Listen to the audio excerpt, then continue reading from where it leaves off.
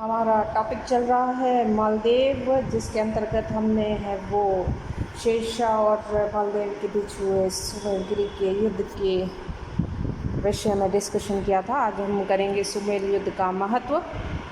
सुमेलगिरी के युद्ध ने न केवल राजस्थान के इतिहास को प्रभावित किया, किंतु भारतीय इतिहास को भी उसने प्रभावित किया था।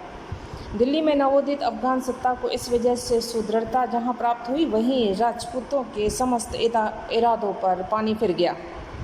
प्रोफेसर कानूनगो के शब्दों में सुमेल का युद्ध मारवाड़ के भाग्य के लिए एक निर्णायक युद्ध सिद्ध हुआ। मालदेव समस्त राजपूताना को अधिकृत कर दिल्ली पर हिंदू राज्य स्थापित करने की जो आकांक्षा रखता था, उसकी उस महत्वाकांक्षा को अत्यधिक धक्का लगा।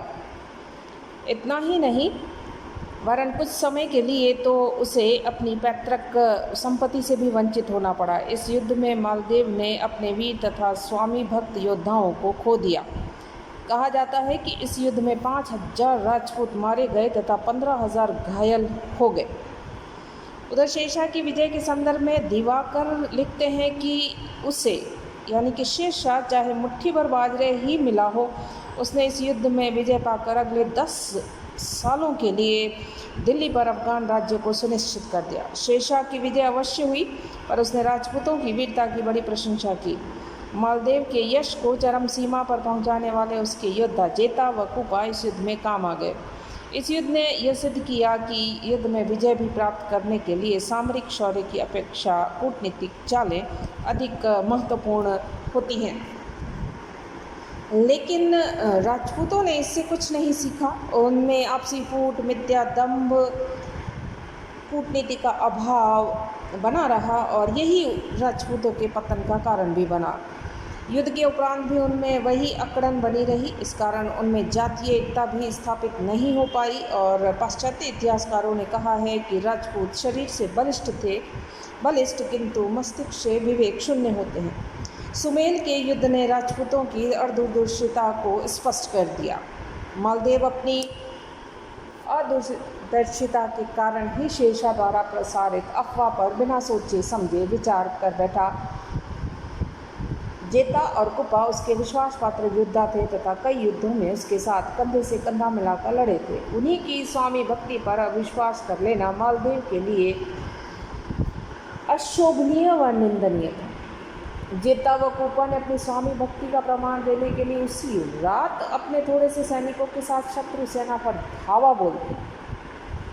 मुट्ठी भर राठौड़ों के सहयोग से शेरशाह की विशाल सेना से युद्ध करना उनकी बुद्धिमत्ता का परिचायक नहीं कहा जा सकता। इस युद्ध में वीर राजपूतों का अफगानों द्वारा विनाश कराया जाना भी था। जेता व कुपा की अदूरदर्शिता कही जा सकती है। इस युद्ध के बाद जोधपुर शेरशाह के राज्य का अंग अवश्य बना, किंतु शेरशाह के राज्य में कोई वृद्धि नहीं हो पाई। उसे केवल आत्मसंतोष था कि उसने एक प्रबल राजपूत शत्रु को समाप्त कर दिया। यह सत्य है कि शेरशाह एक वीर योद्धा, कुशल प्रशासक तथा अच्छा कूटनीतिज्ञ था, परंतु यह युद्ध शेरशाह की कीर्ति को कलंकित ही करता। कानूनगो का कहना है कि शेरशाह का यह कार्य जघन्य था। इस युद्ध के आधार पर उसे महान विजेता नहीं कहा जा सकता। यदि अब तक उसने छल से ही समस्त युद्धों को विजय पाई थी, परंतु इस युद्ध में उसका छल चरम सीमा पर पहुंच गया। उससे उसका साम्राज्य निर्माता के रूप में महत्व कम हुआ। और इसी संदर्भ में प्रोफेसर श्री राम शर्मा लिखते हैं, यदि मालदेव के साथ चाल न चली गई होती तो यह संभव था कि रण क्षेत्र में शेरशाह अपना साम्राज्य खो बैठता। नेक्स्ट कारण है सुमेल युद्ध की समाप्ति के साथ सुमेल युद्ध के महत्व में अंतिम महत्व देखें तो इस युद्ध का सुमेल युद्ध की समाप्ति के साथ ही राजपूत गौरव व स्वतंत्रता का अध्याय भी समाप्त हो गया। पृथ्वीराज तृतीय, राणा हमीर, राणा संगा तथा मालदेव हमारे समक्ष स्वतंत्र महत्वाकांक्षी शासकों के रूप में आते हैं। उन्होंने भारत में हिंदू राज्य की स्थापना के प्रयास किए। अपने इस उद्देश्य की पूर्ति हेतु मुसलमानों, मुगलों तथा अफगानों से उन्होंने युद्ध किए, परंतु मालदेव की पराजय के बाद हमारे सामने वीरमदेव राव कल्याणमल, आमेर, नरेश मान सिंह, मिर्जा राजा जय सिंह आते हैं, जिन्होंने अपना जीवन दिल्ली के शासकों पर आश्रित रहकर व्यतीत किया। मेवाड़ के राणा उदय सिंह को भी मुगल सम्राट से परास्त होकर चित्तौड़ मुगलों को देना पड़ा। इस प्रकार मालदेव की इस पराजय के साथ राजपूताना ने अपनी स्वतंत्रता खो दी। सुमेल युद्ध में मालदेव की पराजय के कारण क्या वजह रही कि शेरशाह के हाथों मालदेव की पराजय या शिकस्त हुई? मालदेव के जीवन की ये एक प्रथम पराजय थी, परंतु इस पराजय ने उसके भाग्य के सूर्य को इस प्रकार अस्त किया कि तराई के दूसरे युद्ध 1192 में पृथ्वीराज चौहान का तथा खानवा के युद्ध में 1527 में राणा सांगा का सूर्य अस्त कर दिया था। मालदेव सुमेल से भागकर जोधपुर और जोधपुर से गुजरात की सीमा पर स्थित सिवाना चला गया और कुछ इतिहासकारों की ऐसी मान्यता है कि यदि मालदेव युद्ध से पलायन नहीं करता तो युद्ध का परिणाम और ही होता। शेरशाह ने अजमेर में आबू तक के मालदेव के प्रदेशों पर अपना अधिकार जमा लिया। उसने वीरम देव को मेड़ता का तथा कल्याणमल को बीकानेर का राज्य लौटा दिया। जोधपुर का प्रबंधन शेरशाह ने ख्वाजा खां व ईसा खां को नियाजी को सौंप दिया। मालदेव की इस युद्ध में पराजय के प्रमुख कारण इस प्रकार हैं। प्रथम देखें तो मालदेव की पड़ोसी राज्यों से शत्रुता। निस्संदेह मालदेव एक महान विजेता था, परंतु उसने अधिकांश युद्ध अपने पड़ोसी व सजातीय नरेशों से जीते थे। परिणाम स्वरूप वे सब मालदेव के शत्रु हो गए थे। वीरमदेव तथा राव कल्याणमल उससे पराजित होकर शेरशाह की शरण में चले गए। वहाँ जाकर उन्होंने मालदेव की सैनिक निर्बलताओं से अवगत करा दिया। इसके लिए मारवाड़ पर आक्रमण करने के लिए शेरशाह को प्रोत्साहित उन्होंने ही किया। दूसरे कारण में देखें तो शेरशाह की कूटनीति। सुमेल के युद्ध में मालदेव की पराजय का मुख्य कारण शेरशाह की कूटनीतिक चाल थी, जिसके कारण मालदेव अपने विश्वास पात्रों को विश्वासघाती समझकर युद्ध आरंभ होने से पूर्व ही मुख्य सेना सहित युद्ध मैदान छोड़कर चला गया।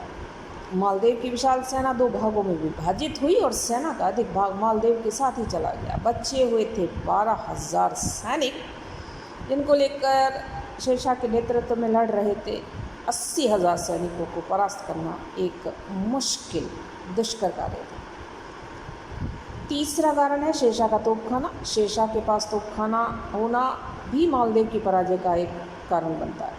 अफगानों के शक्तिशाली तोपखाने के आगे राजपूतों के तीर तलवार कुछ चमत्कार नहीं दिखा पाए। चौथा कारण है राठौड़ों को रात्रि में शत्रु शिविर का न मिलना। मालदेव के पलायन करने के बाद क्रोध के आवेश में आकर जेता व कुपा शेरशाह की सेना पर आक्रमण करने के लिए रात्रि को ही रवाना हो गए, परंतु दुर्भाग्य ऐसा रहा कि रात्रि में शेरशाह की सेना का डेरा ही उन्हें नहीं मिला। वीरमदेव ने रात्रि के आक्रमण की आशंका से सेना को पूर्व स्थान से पीछे हटा लिया। प्रातः जब राठौड़ सेना सुमेल नदी के तट पर पहुंची तो अफगान सेना युद्ध के लिए तैयार हो चुकी थी और राठौड़ सेना रात्रि से को ही शत्रु पर आक्रमण करने में सफल हो जाती तो संभवतः युद्ध का नक्शा ही कुछ और होता। पांचवा कारण है जलाल खां जुलानी का समय पर कुमक लेकर युद्ध मैदान में शेरशाह की मदद के लिए पहुंचा। अंत में जलाल खां जुलानी का सेना के साथ समय पर शेरशाह की सहायता के लिए पहुंचना शेरशाह की विजय का एक बहुत बड़ा कारण माना गया। संख्या में कम होने पर भी राजपूत सैनिकों का पलड़ा भारी था। अफगान सेना परास्त होने को ही थी कि जलाल खां के नेतृत्व में एक और सेना आ गई, जिसने राजपूत सैनिकों को चारों ओर से घेरा और उन्हें परास्त होने पर बाध्य कर दिया। मालदेव का पुनः सत्ता में आना। जोधपुर पर शेरशाह का अधिकार 524 दिन तक रहा। मारवाड़ के बाद कालिंजर के दुर्ग पर विजय किए गए आक्रमण के समय यानी कि 22 मई 1545 ईस्वी को शेरशाह की मृत्यु हो गई। शेरशाह की मृत्यु से उसके साम्राज्य में शिथिलता आई और शेरशाह की मृत्यु की सूचना मालदेव को मिली। उसने पैतृक राज्य को हस्तगत करने का उपयुक्त अवसर माना और इस उपयुक्त अवसर का लाभ उठाया। 1540 में उसने शेरशाह द्वारा स्थापित अफगानों की मांगसर नामक सैनिक चौकी पर आक्रमण कर दिया और अधिकार स्थापित कर दिया। मंडोर के मालियों से सूचना मिली कि खवास का नवीन अफगान सुल्तान को सलाम झुकाने राजधानी गया। उसने तुरंत जोधपुर पर धावा बोला और अधिकार स्थापित कर लिया। जोधपुर पर अधिकार करने के बाद मालदेव ने अपने खोए हुए तमाम प्रदेशों पर पुनः अधिकार करने का निश्चय किया और वह सफल भी हो गया। इस बीच राजकुमार राम का विद्रोह। मालदेव जब अपने खोए हुए राज्यों को पुनः प्राप्त करने की योजना बना रहा था कि वह रोगग्रस्त हुआ। पिता की बीमारी का फायदा उठाया राजकुमार राम ने और एक षड्यंत्र रचा सत्ता को हथियाने का। सर्वप्रथम उसने पृथ्वीराज जेतावत को अपने ओर मिलाने का प्रयास किया, परंतु वह अपने प्रयास में असफल रहा। इसके विपरीत पृथ्वीराज ने भैरव दासोत के माध्यम से इस षड्यंत्र की खबर मालदेव को पहुंचा दी। इस पर मालदेव सतर्क हो गया और गढ़ की रक्षा का भार पृथ्वीराज को ही सौंप दिया। मालदेव ने राम का दुर्ग में प्रवेश निषिद्ध कर दिया और माता को भी तलहटी के प्रसाद में भेज दिया। राम ने इसका कारण पूछा तो मालदेव ने उसे अपनी माता के साथ गुंदोर चले जाने को कहा। यहाँ से राम अपने ससुर महाराणा उदय सिंह की शरण में चला गया और महाराणा ने उससे केलवा की जागीर दे दी। इस प्रकार राम के निर्वासन ने जोधपुर में गृह कलेश के बीजारोपण कर दिए और राम के चले जाने से मालदेव ने चंद्र सिंह को अपना उत्तराधिकारी घोषित कर दिया।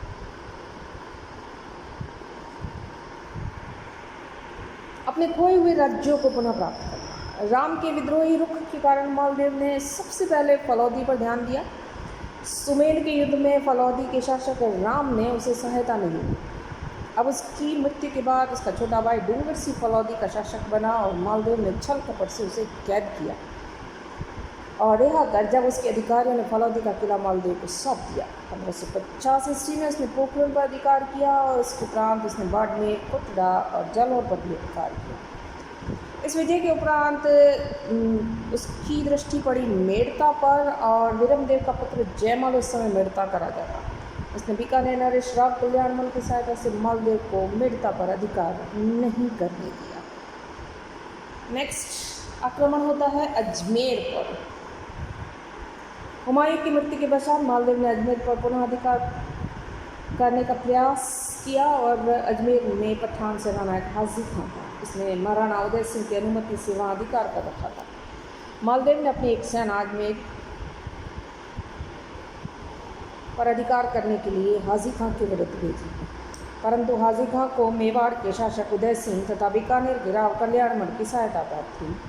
मारवाड़ की सेनाओं को पीछे हटता देख कुछ समय बाद रंगराय नामक वेश्या को लेकर राणा उदय सिंह तथा हाजी खां में मनमुटाव हुआ। राणा ने हाजी खां के विरुद्ध सेनाएं भेजी। अब हाजी खां ने मालदेव से सहायता मांगी। मालदेव अब पहले से ही राणा से नाराज था। हाजी खां को सहायता देने के लिए वह तैयार हो गया और ये युद्ध हरमाणा के स्थान पर 24 जनवरी 1557 ईस्वी में लड़ा गया। युद्ध में राणा उदय सिंह उसके साथी मेड़ता के नरेश जयमल को परास्त होकर पीछे हटना पड़ा। इस प्रकार हाजी खां का साथ देकर मालदेव ने मेड़ता पर अधिकार कर लिया और अजमेर को अपने प्रभाव में ले लिया। इस वजह से मालदेव की मारवाड़ में लुप्त गरिमा पुनः स्थापित हो गई। मेड़ता की सुरक्षा के लिए वहाँ पर एक सुदृढ़ किले का निर्माण करवाया गया, लेकिन मेड़ता के निर्वासित शासक जयमल अजमेर के मुगल सूबेदार शफरुद्दीन की सहायता से मेड़ता पुनः प्राप्त करने में सफल हो गया। मालदेव और अकबर, जेतारण का पराभव। शेरशाह की मृत्यु के पश्चात जब मालदेव अपने खोए राज्य को पुनः प्राप्त करना प्रयास कर रहा था, उसी समय हुमायूं का पुत्र अकबर जनवरी 1556 आगरा और दिल्ली का मालिक बन गया और मालदेव की भांति अकबर भी एक महत्वाकांक्षी शासक था। जब अकबर ने हाजी खां से अजमेर लेने का प्रयास किया तो वह हरमाणा के युद्ध में परास्त होकर मालदेव की शरण में आ गया और शरणागत अवस्था में वह जेतारण के अधीनस्थ ग्राम लाटौती में था। शाही सेना अध्यक्ष मोहम्मद कासिम खान ने जेतारन पर आक्रमण कर दिया और जेतारन पर इस समय राठौड़ रतन सिंह की सत्ता थी। उसने मालदेव से सहायता मांगी। पुराने वैमनस्य तथा अकबर से शत्रुता मोल न लेने के कारण मालदेव ने रतन सिंह को सैनिक सहायता नहीं दी और इस कारण रतन सिंह युद्ध करता मारा गया और रतन सिंह की इस पराजय से राव मालदेव की प्रतिष्ठा को काफ़ी नुकसान पहुंचा और जीवन के इसी प्रकार के उतार चढ़ाव में वह 7 नवंबर 1562 ईस्वी को परलोक से रह गया।